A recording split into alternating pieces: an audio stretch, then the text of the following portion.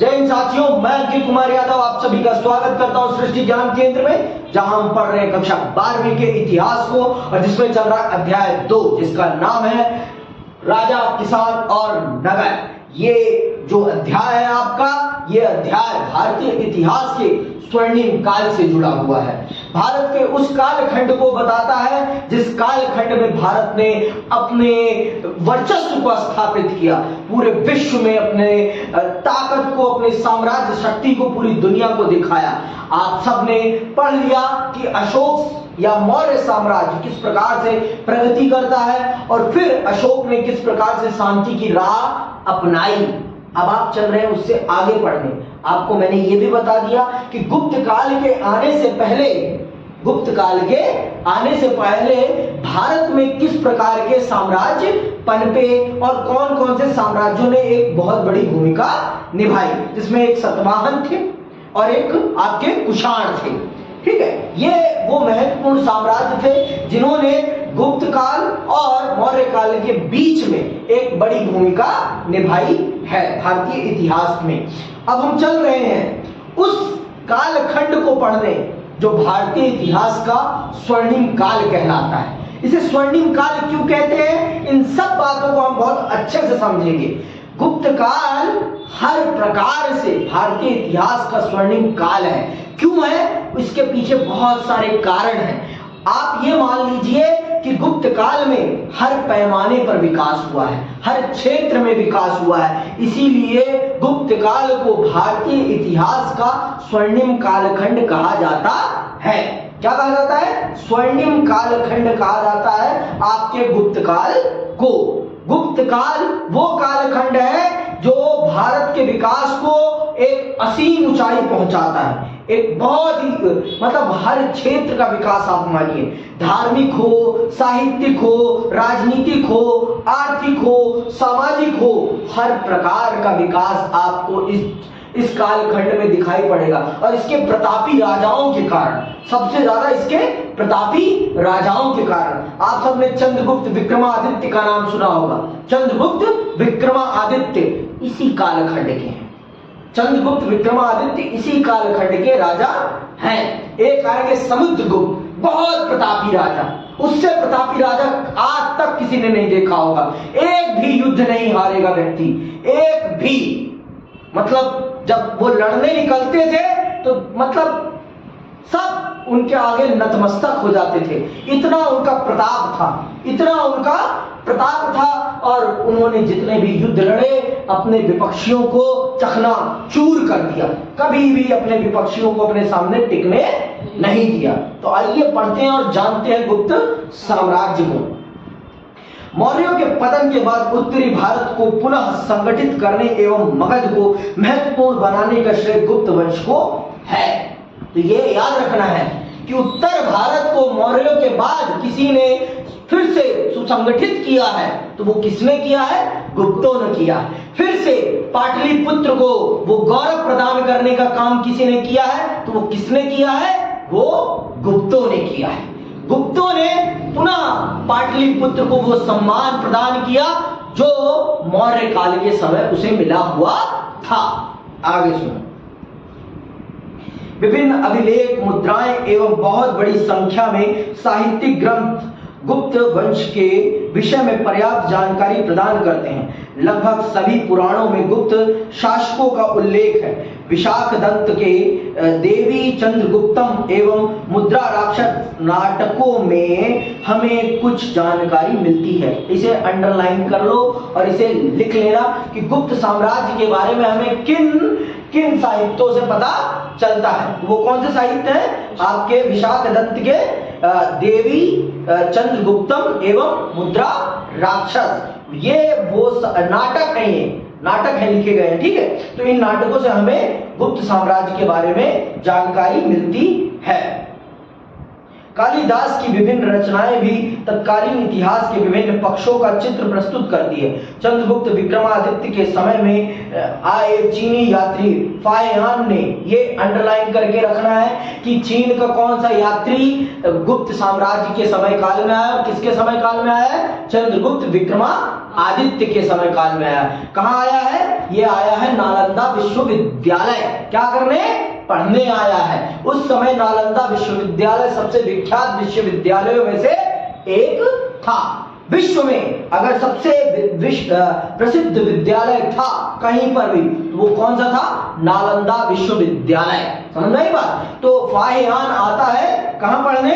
भारत आता है पढ़ने, जिसने अपनी यात्रा वितरण फोकुओकी नामक पुस्तक में लिखे हैं। उस युग की सामाजिक, प्रशासनिक, आर्थिक एवं धार्मिक अवस्था का वर्णन किया है। विभिन्न अभिलेख भी गुप्त साम्राज्य की पर्याप्त जानकारी प्रदान करते हैं, जिनमें प्रमुख है समुद्रगुप्त की एरण प्रशस्ति, नालंदा तथा गया अभिलेख, रामगुप्त का पूर्वी मालवा अभिलेख, चंद्रगुप्त का मेहरौली स्तंभ, कुमारगुप्त प्रथम का दामोदर पत्र, त्रामपत्र लेख, मंदसौर शिलालेख,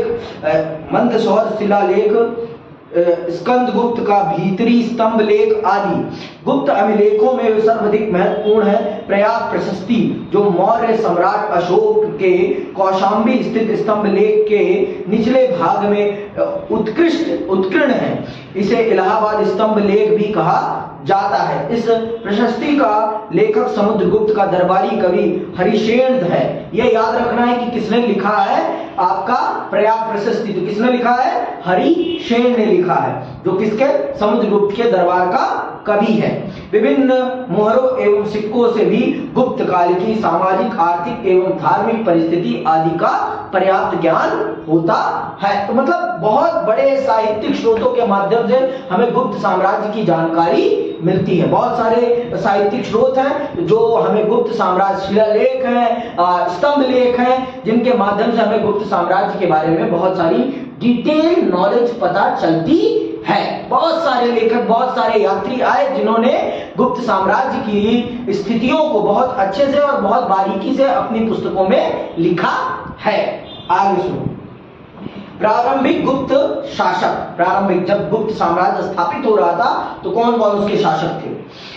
अभिलेखों से पता चलता है कि गुप्त वंश के प्रारंभिक दो शासक श्रीगुप्त एवं घटोत्कच गुप्त थे, जिन्होंने 1319 ईस्वी तक शासन किया। परंतु गुप्त वंश का प्रथम तथा महान शासक चंद्रगुप्त प्रथम था, जिसने सर्वप्रथम महाराजा धीराज की उपाधि धारण की। वह संभवतः 320 ईस्वी में गद्दी पर बैठा, जिसके साथ गुप्त संवत का प्रारंभ माना जाता है। उसके शासन काल की एक महत्वपूर्ण घटना थी लिच्छवी राजकुमारी कुमार देवी से विवाह। ये अंडरलाइन करके रखना है, 1 नंबर का प्रश्न बनता है। लिच्छवी की कुमार देवी से किसका विवाह हुआ है? चंद्रगुप्त प्रथम का हुआ है विवाह, जिससे उसकी शक्ति एवं प्रतिष्ठा दोनों में ही वृद्धि हुई। विभिन्न विवरणों से पुष्टि होती है कि उसने कुछ विजय अभियान भी किए एवं एक साम्राज्य की स्थापना की। वह गुप्त वंश का प्रथम शक्तिशाली एवं प्रतापी सम्राट था। उसने ही गुप्तों की राजनीतिक प्रतिष्ठा की स्थापना का सूत्रपात किया। हरिशेन की प्रयाग प्रशस्ति से पता चलता है कि उसने अपने जीवन के अंतिम काल में अपने योग्यतम पुत्र समुद्रगुप्त को अपना उत्तराधिकारी घोषित किया। ठीक है, अब आते हैं समुद्रगुप्त पर। इस गुप्त साम्राज्य का सबसे प्रतापी राजा मैं मानता हूं, क्योंकि इस व्यक्ति ने जितना साम्राज्य का विस्तार किया उतना किसी ने नहीं किया, उतना किसी ने नहीं किया। मतलब अद्भुत राजा जिसे कहते हैं अद्भुत। समुद्रगुप्त अद्भुत है, अद्भुत, 1 नंबर व्यक्ति, कभी युद्ध नहीं हारा, निपुण है हर कला में, हर कला में निपुण है। सुनना भी ध्यान से। समुद्रगुप्त केवल गुप्त वंश का ही एक महान शासक नहीं था, वह भारतीय इतिहास के महानतम शासकों में भी इसका महत्वपूर्ण स्थान है। इसने दिग्विजय की नीति का अनुसरण किया और विभिन्न क्षेत्रों के प्रति अलग अलग नीति अपनाते हुए उसने अपनी विजयों को संपन्न किया। प्रयाग प्रशस्ति पर उसके साम्राज्यवादी आदर्श और दिग्विजय का वर्णन अंकित है। इन विजयों के परिणाम स्वरूप समुद्रगुप्त के साम्राज्य की सीमा काफी विस्तृत हो गई। उसके साम्राज्य में कश्मीर, पश्चिमी पंजाब, पश्चिमी राजपूताना, सिंध और गुजरात के अतिरिक्त शेष सारा भारत सम्मिलित था और छत्तीसगढ़ तथा उड़ीसा के प्रदेश तथा पूर्वी प्रदेश के साथ साथ दक्षिण में चिंगलपुर तथा उससे भी आगे तक के प्रदेश सम्मिलित थे। इन विजित प्रदेशों के अतिरिक्त भी ऐसे बहुत से प्रदेश थे जिन्होंने समुद्रगुप्त के प्रभुत्व को स्वीकार किया एवं वे उसे कर तथा उपहार प्रदान करते थे। अपनी दिग्विजय के उपरांत उसने अश्वमेध यज्ञ किया जिसकी पुष्टि विभिन्न साक्ष्यों से होती है। उसकी अश्वमेध प्रकार का अश्वमेध शैली की मुद्रा इसका प्रमाण प्रस्तुत करती है। समुद्रगुप्त एक बहुमुखी प्रतिभा संपन्न व्यक्ति था जिसे हरिशेन ने कुबेर, वरुण, इंद्र तथा यमराज के समान कहा है। उसकी उपलब्धियां सैनिक के साथ साथ व्यक्तिगत भी थी। वह स्वयं एक कवि एवं विद्वानों का आश्रयदाता था जिसे कविराज भी कहा गया है। इसके एक सिक्के पर वीणा बजाते हुए उसका चित्र उसके संगीत प्रेम का परिचायक है। उसकी उपलब्धियों के आधार पर विंसेंट स्मिथ ने उसे भारतीय नेपोलियन कहा है। वस्तुतः समुद्रगुप्त की उपलब्धियां नेपोलियन से भी अधिक थी, क्योंकि यदि प्रयाग प्रशस्ति के वर्णन को स्वीकार किया जाए तो समुद्रगुप्त को कभी पराजय का मुंह नहीं देखना पड़ा। उसने तो आजीवन सफलताएं प्राप्त की एवं लगभग 50 वर्ष तक अत्यधिक गौरव एवं प्रतिष्ठा के साथ शासन किया। मतलब भारत के इतिहास में आप अद्भुत राजा देखेंगे और इन अद्भुत राजाओं में से एक सबसे अद्भुत राजा आपका समुद्रगुप्त है। मतलब अप्रतिम राजा है, हर प्रकार से निपुण है, हर कला में निपुण है। ऐसी कोई भी कला नहीं है जो उसके पास ना हो। बौद्धिक क्षमता भी बहुत अच्छी है, सैनिक क्षमता भी बहुत अच्छी है और कला का भी प्रेमी है, संगीत का भी प्रेमी है, हर प्रकार से निपुण है। और जो भी उसने काम किया उसको बहुत ही सफलतापूर्वक संपन्न किया। ये एक बड़ी विशेषता है, ये राजा की एक सबसे बड़ी विशेषताओं में से एक है कि जिस काम को उसने अपने हाथ में लिया उसको विजय के साथ संपन्न किया। विजय के साथ, समझ में आई बात? विजय प्राप्ति करी है। नेपोलियन इसके सामने बच्चा है। नेपोलियन की क्या औकात? नेपोलियन आधुनिक समय काल का है और ये उससे कितने साल पहले आया और इसने दे दमादम करके पूरी दुनिया को जीत लिया। पूरी दुनिया जीती है। अब मतलब भारत को तो एटलीस्ट पूरा जीत लिया है और बिना किसी हार का मुंह देखे। ये कितनी बड़ी बात है। बहुत लोगों ने तो अपने आप आत्मसमर्पण कर दिया कि हे राजन, तुम ही हमारे राजा हो, हमसे कर लो पर हमें बख्श दो। ये भाव रखा लोगों ने, बहुत से राजाओं ने।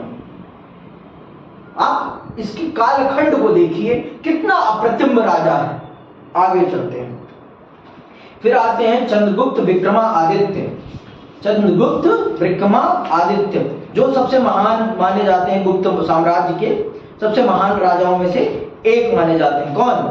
आपके चंद्रगुप्त विक्रमादित्य। समुद्रगुप्त के पश्चात उसका पुत्र चंद्रगुप्त शासक हुआ, जो इतिहास में विक्रमादित्य के नाम से प्रसिद्ध है। वह भी अपने प्रतापी पिता के समान एक योग्य प्रशासक, कुशल सेनानी और दूरदर्शी शासक था। उसने अपनी स्थिति को सुदृढ़ करने के लिए तत्कालीन महत्वपूर्ण शक्तियों के साथ विवाह संबंध स्थापित किए। उसने नागवंश की राजकुमारी, ये एक नंबर का प्रश्न बनता है कि विक्रमादित्य ने किसके साथ, किस राजवंश की कन्या के साथ विवाह किया है? नागवंश की राजकुमारी कुबेर नागा से अपना विवाह किया एवं अपनी पुत्री प्रभावती का विवाह वकाटक नरेश रुद्रसेन द्वितीय से किया। ये अंडरलाइन कर लो, ये भारत के हर पेपर में पूछे जाने वाला प्रश्न है।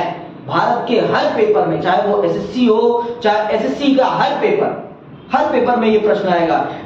आपके डिफेंस के पेपर में आएगा कि आपके चंद्रगुप्त विक्रमादित्य ने किस राजवंश की कन्या से शादी की है? तो नागा वंश की। किससे? कुबेर नागा से। और अपनी पुत्री प्रभावती का विवाह किससे करवाया है? वकाटक नरेश रुद्रसेन द्वितीय से। ठीक है, तो इसने वैवाहिक संबंध स्थापित करके रिश्तों को मजबूत किया, मतलब बिना युद्ध के जीतने का तरीका इसने अपनाया। और ये सबसे अद्भुत तरीका है। यही तरीका किसने अपनाया है? यही तरीका अकबर ने अपनाया है। अकबर ने भी यही तरीका अपनाया है। तो आप ये देखिए कि इतिहास पढ़ने से हमें राजनीतिक कुशलता पता चलती है कि लोगों की राजनीतिक कुशलता कितनी अच्छी थी, कि वैवाहिक संबंध स्थापित करके भी किस प्रकार से समाज को संगठित किया जा सकता है और अपने साम्राज्य को कैसे ताकतवर बनाया जा सकता है। दुश्मन को रिश्तेदार बना लो। अब रिश्तेदार बन जाओगे फिर तो नहीं करोगे, फिर तो आपकी सेना मेरी सेना, मेरा घर आपका घर, आपका घर मेरा घर।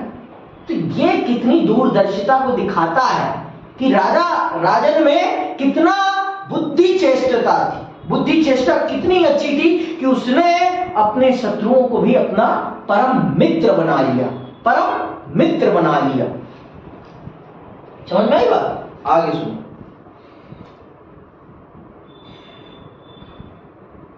चंद्रगुप्त ने पश्चिम तथा उत्तर के प्रदेशों के विरुद्ध विजय अभियान किए। उसने गुजरात एवं काठियावाड़ के शक शासक को परास्त करके पश्चिम की ओर अपने साम्राज्य का विस्तार किया। शकों का मानवर्धन करने के कारण ही उसे शकारी कहा जाता है। उसके सैन्य अभियानों, विजयों तथा उसके साम्राज्य विस्तार का ज्ञान मेहरौली अभिलेख से होता है। विभिन्न अभिलेखों से स्पष्ट होता है कि चंद्रगुप्त ने पश्चिम से लेकर पूर्व में पूर्वी बंगाल एवं निकटवर्ती क्षेत्रों को जीतकर उनको अपने साम्राज्य में मिलाया। उसने अपने साम्राज्य की विशालता के अनुरूप उसके शासन प्रबंधन की भी समुचित व्यवस्था की।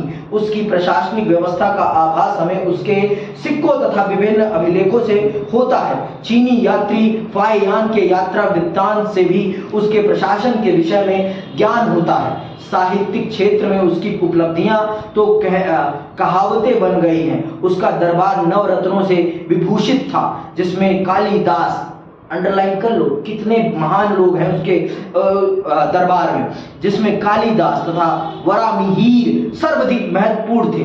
उसके शासन की सर्वगीण प्रगति के आधार पर ही न केवल उसके युग को वह संपूर्ण गुप्त युग को ही स्वर्ण युग की संज्ञा दी जाती है।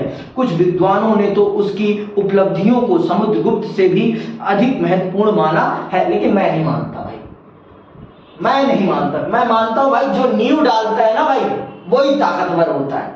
जो नींव डाल के जाए, नींव के ऊपर मंजिल खड़ी करना बड़ी बात नहीं है, नींव डालना बड़ी बात है।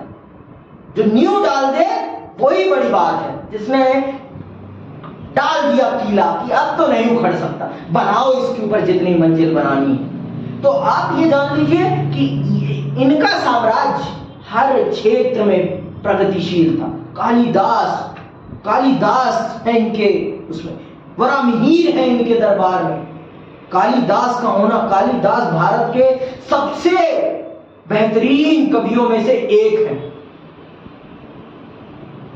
पता नहीं कौन उनको शेक्सपियर की संज्ञा देता है। शेक्सपियर उनके सामने बच्चा है, कोई औकात नहीं है शेक्सपियर की।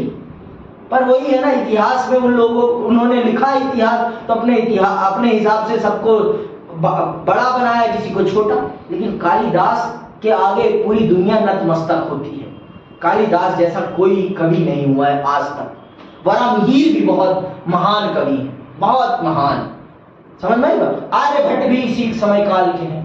जीरो का आविष्कार करने वाले आर्यभट्ट बहुत बड़े गणितज्ञ, बहुत बड़े खगोल शास्त्री, उनका भी समय काल यही है, इन्हीं के समय काल में है। ठीक है, अभी आएगा, बताएगा। गुप्त वंश का पतन कैसे हुआ? गुप्त वंश का पतन चंद्रगुप्त के बाद कुमारगुप्त एवं स्कंदगुप्त सिंहासन रूढ़ हुए। स्कंदगुप्त के काल की सबसे महत्वपूर्ण घटना थी हूणों का आक्रमण। उसने हुणों को पराजित करके अपने पूर्वजों के द्वारा स्थापित विशाल साम्राज्य को अक्षुण्ण रखा। समुद्रगुप्त को ही गुप्त वंश का अंतिम प्रतिभाशाली शासक कहा जाता है। उसके उत्तराधिकारी अयोग्य एवं निर्बल थे, जो साम्राज्य को अक्षुण्ण नहीं रख सके। तोरमाड़ एवं मिहिर कुल के नेतृत्व में हुणों के आक्रमणों ने गुप्त साम्राज्य को कमजोर कर दिया। इस कमजोरी का लाभ उठाकर महत्वाकांक्षी प्रांतीय सरदारों ने अपने स्वतंत्र राज्यों की स्थापना कर ली। धीरे धीरे इनकी आर्थिक स्थिति भी कमजोर हो गई। अंततः 6वीं शताब्दी तक इसकी सत्ता पूरी तरह समाप्त हो गई। तो इस तरह से आपका गुप्त साम्राज्य बर्बाद हो जाता है अथवा समाप्त हो जाता है। ठीक है, तो ये है उसके समाप्ति की कहानी। प्रशासनिक व्यवस्था। गुप्त शासकों का युग साम्राज्यवाद का युग था। राजतंत्र का सिद्धांत पूर्ण रूप से विकसित हो गया था एवं राजाओं के देवत्व का सिद्धांत अत्यधिक लोकप्रिय था। देवत्व का मतलब राजा अपने आप को ईश्वर की उपाधि दे देते थे, जिससे कि जनता उनको ईश्वरीय रूप या ईश्वर के दूत के रूप में स्वीकार करे और उनकी पूजा करे। क्या करे? पूजा, जिससे कि उनके विरोध की कल्पना भी उनके दिमाग में ना आए। इसीलिए राजा अपने आप को ईश्वरीय अवतार बताते थे, जिससे कि जनता उनकी पूजा करे और जनता ये माने कि हाँ ये भगवान के हैं, और इनका विरोध मतलब भगवान का विरोध है। राजन का विरोध मतलब भगवान का विरोध है। समझ रहे हैं? तो इसलिए राजा का विरोध नहीं करना किसी भी कीमत पर। राजा का विरोध करने का मतलब है भगवान के विरुद्ध जाना। इलाहाबाद स्तंभ लेख में समुद्रगुप्त की समता कुबेर, वरुण, इंद्र एवं यम से की गई है एवं उस युग के साहित्य में गुप्त युगीन शासक सृष्टि पालक विष्णु के रूप में चित्रित किए गए हैं। मौर्य युग के ही समान गुप्त युग में भी राजा ही समस्त प्रशासन का केंद्र था। वह समस्त वैधानिक, प्रशासनिक, न्यायिक एवं सैनिक शक्तियों का प्रधान था, परंतु असीमित अधिकार संपन्न होते हुए भी गुप्त शासक निरंकुश एवं स्वेच्छाचारी नहीं थे। वे धर्म के प्रति उत्तरदायी थे एवं जन कल्याण ही उनका प्रमुख कर्तव्य था। राजा की सहायता के लिए विभिन्न मंत्री होते थे, जो कि उसके द्वारा नियुक्त एवं पद युक्त किए जाते थे। मंत्री वंशानुगत भी होते थे तथा एक ही मंत्री कई विभागों का प्रधान भी होता था। प्रशासनिक सुविधा के दृष्टिकोण से साम्राज्य कई इकाइयों में बांटा गया था, जिसमें प्रथम था प्रांत, जिसे गुप्त अभिलेखों में देश अथवा भुक्त कहा गया है। प्रांतीय शासन के प्रमुख के लिए भूगिक, भोगपति, उपरिक, महाराज आदि विभिन्न नामों का उपयोग हुआ है। गुप्त साम्राज्य के कुछ प्रांत थे, सौराष्ट्र, अहिच्छ, पुंड, अवर्धन आदि। तो ये प्रांत, जैसे आज भारत बटा हुआ है 28 राज्यों में और 8 केंद्र शासित प्रदेशों में, उसी प्रकार से। और आज राज्यों को चलाने वालों को क्या कहते हैं हम? मुख्यमंत्री। और देश को चलाने वालों को हम क्या कहते हैं? प्रधानमंत्री। तो उस समय राजा प्रधानमंत्री था और जो राज्य प्रांतों को चला रहे थे वो मुख्यमंत्री थे। आज के समान मतलब आज जो हमने विकेंद्रीकरण की प्रणाली अपनाई है, हमने किसी और से नहीं अपनाई है। हमने अपने ही इतिहास में ये सारी चीजें देखी हैं, समझी हैं, और उसी को हमने अपने देश पर अप्लाई किया है। कोई नई चीज हमने अप्लाई नहीं करी है, किसी से भी हमने उधार नहीं लिया है। हमने अपने इतिहास को पढ़ा है और अपने इतिहास से उन चीजों को अपने देश पर अप्लाई किया है, और आज भी वही सिस्टम चल रहा है हमारे देश में। समझ नहीं बात? प्रांत जिलों में विभाजित होते थे, जो विषय कहलाते थे। विषय का अध्यक्ष विषयपति अथवा कुमारामत्य होता था। जिले के शासन में उसकी सहायता के लिए विभिन्न अधिकारी होते थे, जिनमें नगर श्रेष्ठी, अर्थवाह, प्रथम कुलीक, प्रथम कायस्थ, पुस्तपाल प्रमुख थे। जिलों के नीचे नगर जैसे भी एक इकाई थी, क्योंकि गुप्त काल में नगरों में म्युनिसिपल प्रशासन का भी आभास मिलता है। स्वास्थ्य एवं सफाई आदि की समुचित व्यवस्था के लिए प्रत्येक मुख्य नगर में एक सभा होती थी जिसका अध्यक्ष नगरपति कहलाता था। इसके लिए डांगिंग शब्द का भी प्रयोग किया गया है। प्रशासन की सबसे छोटी इकाई गांव था जिसका मुख्य अधिकारी ग्रामिक अथवा भोजक होता था। इसकी सहायता के लिए एक ग्राम पंचायत होती थी जिसे प्रशासनिक मामलों में पर्याप्त स्वायत्तता थी। सैनिक संगठन भी इनका अजोड़ था, लेकिन इनकी अस्थाई सेना नहीं थी। मौर्यों के सैनिक संगठन के समान गुप्तों के सैनिक संगठन अथवा सेना की संख्या आदि के उल्लेख नहीं मिलते।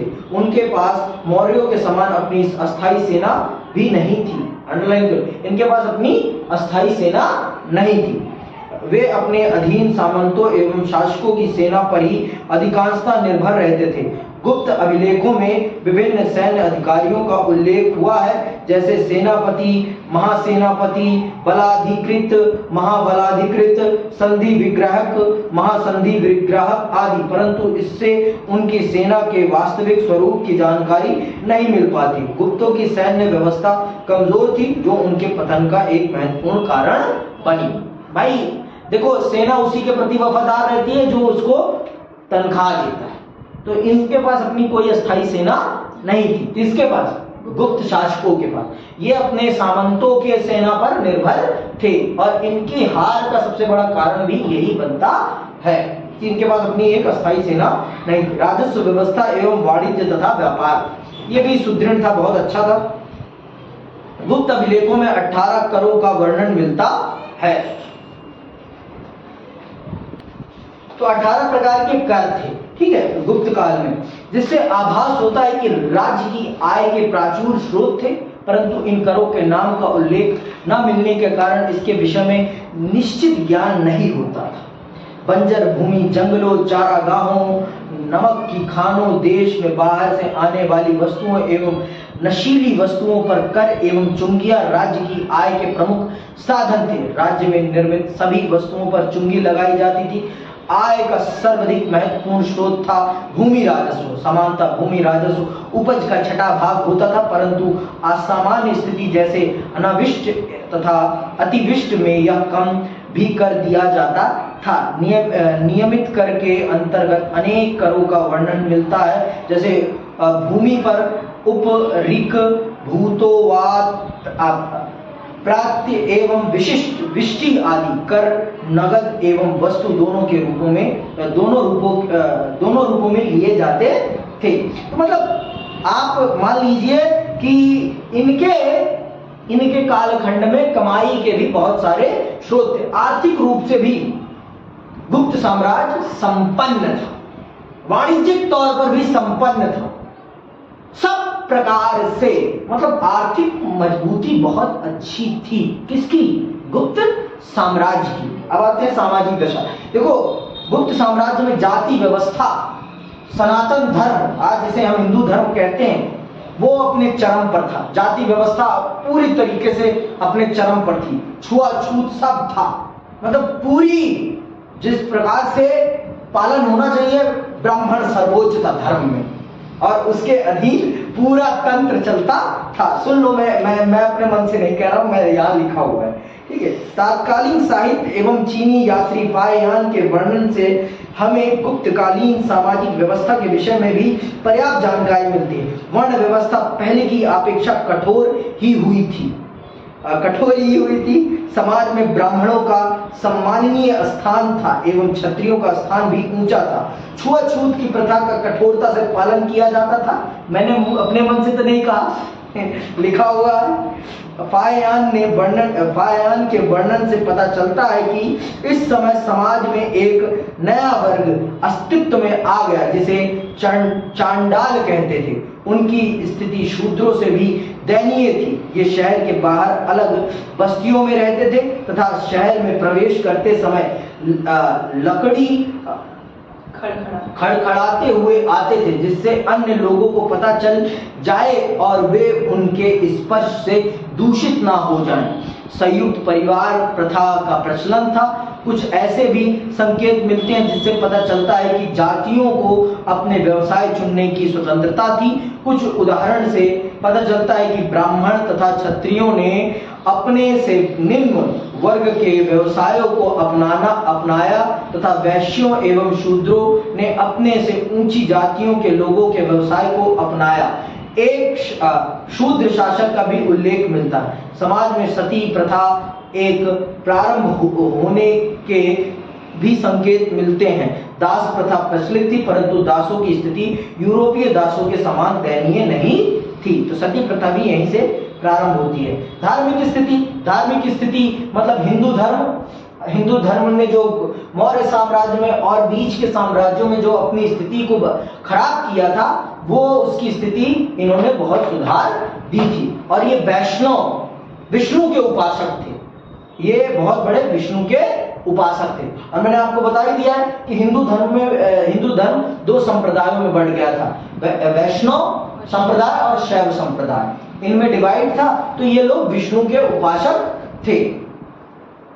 मौर्य युग में बौद्ध धर्म ने बहुत प्रगति की थी तथा कुषाण युग में उसको पुनः संरक्षण प्राप्त हुआ, परंतु इस बीच शुंग शासकों के समय में हिंदू धर्म का पुनरुत्थान प्रारंभ हुआ। गुप्त शासकों के समय में हिंदू धर्म अपनी उन्नति के चरम शिखर पर पहुंच गया। प्रारंभिक गुप्त शासक विष्णु के उपासक थे एवं स्वयं को भागवत कहते थे। ब्राह्मण धर्म प्रमुख धर्म बन गया। भक्ति का बढ़ता हुआ महत्व तथा अथवा ईश्वर की अनन्य भक्ति गुप्त युग की महत्वपूर्ण विशेषता थी। आज हिंदू धर्म का जो स्वरूप है उसकी नींव गुप्त युग में ही पड़ी। मूर्ति पूजा लोकप्रिय हो गई एवं गुप्त शासकों ने शिव, विष्णु, सूर्य आदि हिंदू देवताओं के अनेक मंदिर बनवाए। मंदिरों के रखरखाव के लिए पर्याप्त राजकीय सहायता दी गई, परंतु हिंदू धर्म के कट्टर अनुयायी होते हुए भी गुप्त शासक सभी धर्मों के प्रति सहिष्णु एवं उदार थे। विभिन्न गुप्त शासकों ने बौद्ध मठों को उदारता पूर्वक दान दिए। समुद्रगुप्त ने श्रीलंका के शासक मेघवर्ण को बोध गया में मंदिर बनवाने की अनुमति प्रदान की। गुप्त शासकों ने समस्त धर्मानुयायियों को राज्य में उच्च पद प्रदान किए। चंद्रगुप्त विक्रमादित्य का प्रसिद्ध मंत्री एवं सेना नायक अम्रकर देव एक बौद्ध था, मतलब हर धर्म की इज्जत करते थे। कट्टर हिंदू होते हुए भी ये सभी धर्मों की इज्जत करते थे और सभी धर्मों के प्रति सहिष्णु थे। सभी धर्मों का आदर और सत्कार। शिक्षा एवं साहित्य, शिक्षा सबसे बड़ी चीज है भाई। तो इन्होंने शिक्षा पर बहुत काम किया। इनके जितना शिक्षा पर किसी भी राजा ने काम नहीं किया, इसीलिए इसको स्वर्ण युग कहा गया है। भारतीय प्राचीन इतिहास का स्वर्ण युग कहते हैं। गुप्त शासकों की विद्या एवं शिक्षा के प्रति अत्यधिक अभिरुचि के कारण इस युग में शिक्षा की अत्यधिक प्रगति हुई। उज्जैनी, वल्लभी एवं पाटलिपुत्र इस युग में शिक्षा के विख्यात केंद्र थे, जिनमें देश विदेश के हजारों छात्र विद्या अध्ययन के लिए आते थे। इसके अतिरिक्त बनारस, मथुरा, नासिक, कांची आदि भी शिक्षा के लिए प्रसिद्ध थे। ग्रामों में भी विद्या का पर्याप्त प्रसार हुआ, जहां ब्राह्मण अध्ययन का कार्य करते थे। इनको उन ग्रामों के राजस्व का भाग राज्य की ओर से अनुदान के रूप में दिया जाता था, जिन्हें अग्रहार कहते थे। नालंदा, जो कि मूल रूप में एक मठ था, इस समय तक एक विश्वविद्यालय का रूप ले चुका था। इसमें देश विदेश के छात्र ज्ञानोपार्जन के लिए आते थे। चीनी यात्रियों के विवरण से पता चलता है कि 200 ग्रामों की आय से इसका खर्च चलता था। 200 गांव का टैक्स कलेक्ट करके नालंदा को दिया जाता था। आप खुद सोचो कितना पावरफुल यूनिवर्सिटी रही होगी, कितनी पावरफुल यूनिवर्सिटी, कितने ज्यादा बच्चे पढ़। 200 गांव कोई छोटी बात नहीं है, बहुत बड़ी बात है। 200 गांवों के टैक्स से चलती थी आपकी नालंदा यूनिवर्सिटी। तो सोचो, आप कल्पना करिए कि हमने शिक्षा के क्षेत्र में कितना बड़ा काम किया। तब हम विश्व गुरु थे। आज हम दूसरों के पत्तल चाट के अपने आप को विश्व गुरु कह रहे हैं, ये नहीं होता। विश्व गुरु तो हम तभी थे जब दुनिया हमारे पत्तल चाटती थी। जो हम कहते थे वो पढ़ते थे, वो लोग हमारी भाषा में पढ़ते थे। और जब तक अपनी भाषा में हम पढ़ाएंगे नहीं ना, तब तक हम कभी विश्व गुरु नहीं बन सकते। विश्व गुरु बनना है तो अपनी भाषा को सम्मान देना पड़ेगा, अपनी भाषा में रोजगार देना पड़ेगा, तब जाकर हम विश्व गुरु बनेंगे। हम अपनी भाषा को लात मार रहे हैं, दूसरे की भाषा को बढ़ावा दे रहे हैं। कितने टैलेंट मरता है इससे, बहुत बड़ा टैलेंट मर जाता है। कितने बच्चों के पास टैलेंट होते हुए भी बस एक भाषा को सीखने के चक्कर में कितने वर्ष बर्बाद हो जाते हैं उनके, कितने वर्ष बर्बाद होते हैं पता ही नहीं है लोगों को। पर हाँ, अमीर घर के बच्चों के लिए ये एक रिजर्वेशन है, इसलिए वो रिजर्वेशन हट नहीं रहा। इसे लैंग्वेज रिजर्वेशन कहेंगे। ये भी तो एक प्रकार का आरक्षण है। इस पर कोई बात नहीं करता, क्योंकि इस पर बात करने के लिए कोई मुंह ही नहीं खोलेगा, क्योंकि इसमें सब अमीर घरों का लाभ है। उनके बच्चे पढ़ रहे हैं कॉन्वेंट स्कूल में, जहां उनको अंग्रेजी माहौल मिल रहा है। अंग्रेजी सीखना कोई बड़ी बात नहीं है, लेकिन अपनी भाषा की भी तो कद्र होनी चाहिए। आप ही मुझे बताओ, अगर अपनी भाषा में रोजगार ही नहीं मिलेगा तो कौन सीखेगा अपनी भाषा को? कौन सीखेगा, कौन सिखाएगा अपने बच्चों को अपनी भाषा? कौन सा माता पिता है फिर अपने बच्चों को ये भाषा सिखाए? क्यों सिखाए? फिर किसके लिए सिखाए जब उनको रोजगार ही नहीं मिल रहा? इसमें आप रोजगार के अवसर ही नहीं दे रहे अपनी भाषा में, कैसे सीख ले कोई? ठीक है, तो ये चीजें। नालंदा अपने समय का एक उच्च कोटि का विश्वविद्यालय था, जिसमें अत्यधिक योग्य शिक्षण कार्य करते थे और जिसकी ख्याति दूर दूर तक थी। साहित्य, विशेष रूप से संस्कृत साहित्य के अद्भुत विकास के दृष्टिकोण से गुप्त काल का अद्वितीय स्थान है। समुद्रगुप्त एवं चंद्रगुप्त विक्रमादित्य दोनों ही कला एवं साहित्य के प्रेमी एवं आश्रयदाता थे। समुद्रगुप्त न केवल विद्वानों एवं कलाकारों का सम्मान ही करता था, वह स्वयं भी बड़ा विद्वान एवं कलात्मक प्रतिभा संपन्न था। उसे कविराज कहा गया है। उसका दरबारी अमात्य हरिशेन उस समय का संस्कृत का विद्वान था, जिसने प्रयाग प्रशस्ति लिखी। बौद्ध विद्वान दंडनाग एवं वसुबंधु समुद्रगुप्त के ही समकालीन थे। भास इस काल का प्रसिद्ध कवि एवं नाटककार था, जिसने अपने 13 नाटकों से संस्कृत साहित्य को समृद्ध किया, जिसमें स्वप्न वासवदत्ता सर्वाधिक प्रसिद्ध है। भारवी भी इसी युग का कवि था, जिसकी प्रसिद्ध रचना किरातार्जुनीयम है। विशाखदंत भी संभवतः इसी युग में हुए, जिसके मुद्रा राक्षस एवं देवी चंद्रगुप्तम नाटक अत्यधिक प्रसिद्ध हैं। चंद्रगुप्त द्वितीय का मंत्री वीरसेन साब एक उच्च कोटि का विद्वान था, परंतु इन सब में सर्वाधिक विख्यात था कालिदास। यद्यपि कुछ विद्वानों का यह विचार है कि कालिदास इस युग में नहीं हुए, परंतु यदि महरौली स्तंभ लेख में वर्णित चंद्रगुप्त मान लिया जाए तो कालिदास चंद्रगुप्त द्वितीय के 9 रत्नों में से एक था। कालिदास इस युग का सर्वाधिक दैदीप्यमान नक्षत्र था। वह एक महान कवि एवं नाटककार था, जिसकी तुलना शेक्सपियर से की गई है। उसने मालवी काग्निमित्र, कुमार संभम, मेघदूत, ऋतु संहार एवं विक्रमोशेषवम जैसी श्रेष्ठ कृतियों की रचना की, परंतु उसकी सर्वश्रेष्ठ कृति थी अभिज्ञान शकुंतलम, जिसने उसे अमर बना दिया। तो ये याद रखना है कि कालिदास की सबसे प्रसिद्ध रचना कौन सी है? अभिज्ञान शकुंतलम। गद्य के क्षेत्र में भी इस युग में महत्वपूर्ण रचनाएं हुई। विष्णु शर्मा का पंचतंत्र इस युग का सर्वश्रेष्ठ कथा संग्रह है। वसुबंधु ने अभिधर्म कोश एवं दंडनाग ने प्राण समुच्चय नामक महत्वपूर्ण ग्रंथों की रचना की। संस्कृत का प्राचीनतम कोश अमर कोश भी अमर सिंह द्वारा इस युग में लिखा गया। यह भी मान्यता है कि भर्तृहरि ने पतंजलि के महाभाष्य पर अपनी टीका भी इस युग में, मतलब आप मान लीजिए संस्कृत काल का, ये संस्कृत के लिए, संस्कृत भाषा का ये स्वर्णिम काल था। संस्कृत में जितना भी बेहतरीन काम होना था, सारा का सारा बेहतरीन काम इसी कालखंड में हुआ है। कला के क्षेत्र में भी बहुत अच्छा काम हुआ है। आगे उन्हीं के बारे में बताया गया है।